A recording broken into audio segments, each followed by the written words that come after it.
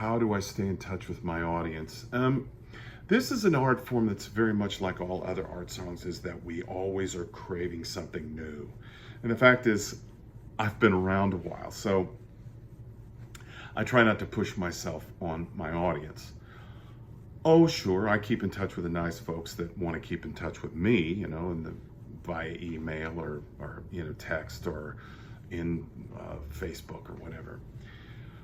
But I gotta say, in the days of mechanical narcissism, where I see singers posting the meal that they had that night, I think a little humility in this area might be a bit refreshing.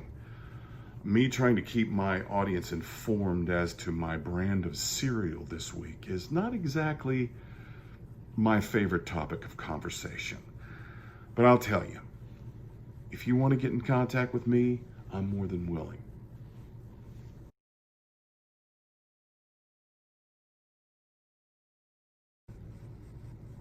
Incongruous?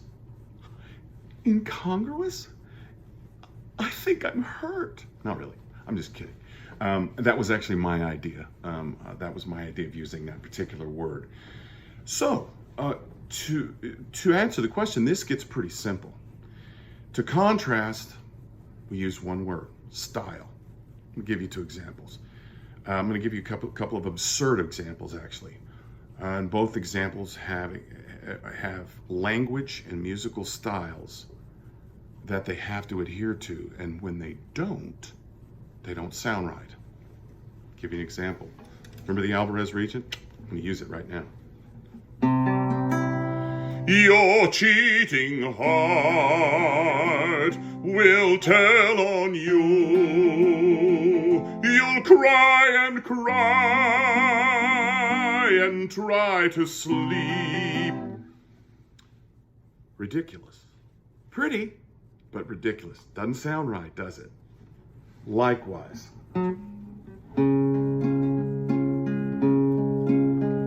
Di Provenzal Mario suo, chi dal corti cancellò, chi dal corti cancellò, di Provenzal Mario suo. Absurd. Absurd. So what we have there is a conflagration of styles. And if you try to use one style with the other, it doesn't work. I have examples in my mind that come to mind. I'm reminded of a really famous musical that was recorded with opera stars. And no, I'm not talking about West Side Story. It's another West Side Story. That was kind of awesome. This was another one with a guy in the lead role who is a friend of mine, and it was awful.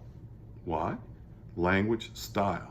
He used his perfect projection of voice, and the text was lost. The text and the music was lost because you couldn't figure out what he was trying to do. I am on the other side. I've come to mind is a guy I really admire, a gospel singer I really, really admire, who shall remain nameless, has recorded a couple of times the aria Nessun Dorma. And he puts his own flair to it. And friends, if you know that aria and you like that aria, this makes you cringe. Cringe. Now, okay, so style and language. That's the biggest contrast. Now, compare it. Pretty easy. First, once again, the use of language in both is very, very important.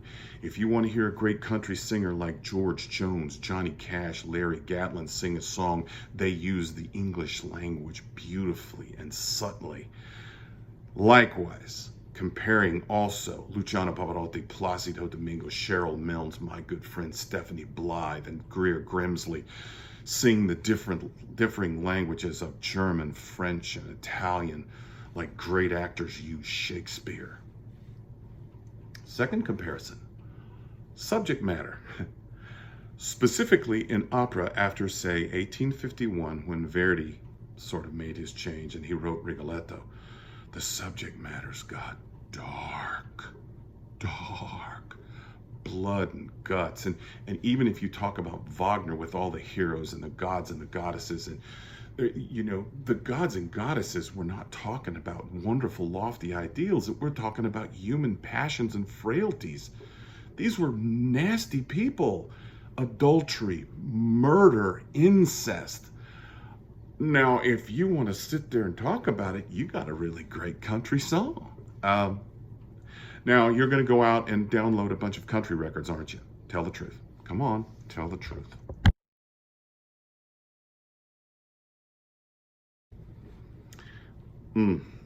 Excellent question. I do like what the Met is doing in that they are streaming all of the old broadcasts. I think City Opera should be doing the same. Furthermore, I think SFO, San Francisco Opera, should be streaming the Ring Cycle from 2011 and the recent revival, just to give you a nice compare of the two casts. I think Chicago should do the same. All the ones that have really good archival camera work in place ought to be streaming. And frankly, to mention something I said earlier, I keep hoping that they will stream the Falstaff and the Salome from 2018 and 2019, 2020, respectively. Now, opera companies, you've seen these goofy ads that all say the same thing. We're all in this together. And we really are. I'm not making fun, but I think the human tendency is to isolate. And in my opinion, that's deadly. No, I'm not saying that we should get together in a circle and sing Kumbaya, but rather, and other than the letter telling us that we were really sorry, but they were canceling their season, I haven't heard from anyone, except the Maryland Lyric Opera. And thank you, by the way. I think communication is really important. Here's the plan, friends. Let's do this. Oh, we're terribly afraid about this. I think if I were going to pick one thing that opera companies need to stop doing is stop panicking. Word to the wise. It's a thought. I might be wrong.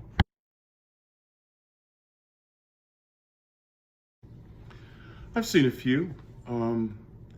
Frankly, I've kind of gotten tired of all those Zoom windows and the computer windows where people are filming at home. I'm tired of that. Even my favorite UFC has started to have matches, but there's no audience, and it's just people yelling at each other, and sometimes you hear horrible things said to the fighters. And I don't need that. I love the cheering of an audience. I love, a good shot or a good takedown or a good throw or whatever, and the audience screaming their approval.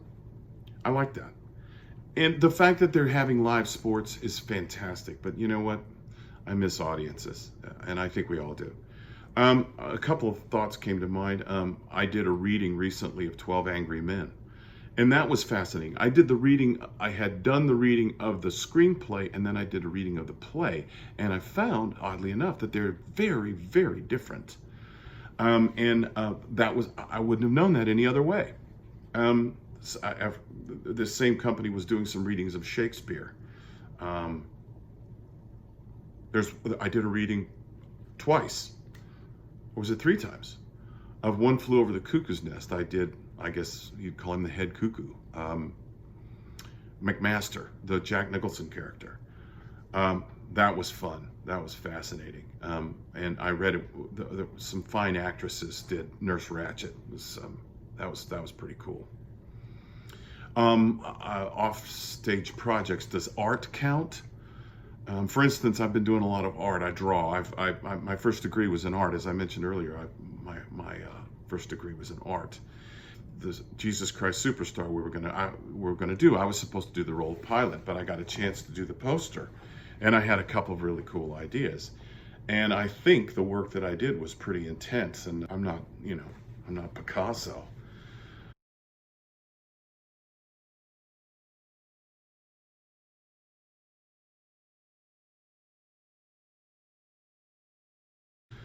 I guess this comes to a close. I have enjoyed my time with you. This closes episode 3.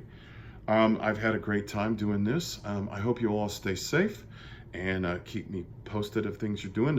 I don't know how, but we'll figure that part out. I'm glad you enjoyed my guitar wall, and we'll see each other soon